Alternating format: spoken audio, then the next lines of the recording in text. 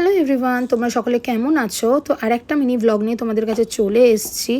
তো দেখতেই পাচ্ছ সেজে গুজে মাঞ্জা দিয়ে বেরিয়ে পড়েছি। একটাই রিজন, সেটা হচ্ছে আমাদের বাঙালিদের খুব বড় একটা ফেস্টিভ্যাল, যেটা হচ্ছে জামাই ষষ্ঠী। তোমরা ভাববে যে জামাই ষষ্ঠীটা ফেস্টিভ্যাল কেন বললাম। সত্যি কথা বলতে জামাই ষষ্ঠীটা ফেস্টিভ্যাল বিকজ অফ আমাদের বাড়িতে জামাই ষষ্ঠীটা 3-4 দিন ধরে খুব ধুমধাম করে হয়। সেখানে শুধু হয় দুবেলা ধরে ভালো মন্দ খাওয়া দাওয়া আর হাসি ঠাট্টা খেলা মজাতেই আমরা মেতে থাকি। আর তার মধ্যে মা খালি বলবে আর একটা দিন থেকে যা মা, আর একটা দিন থেকে যা। আর সত্যি কথা বলতে আমরা খুব এনজয় করি।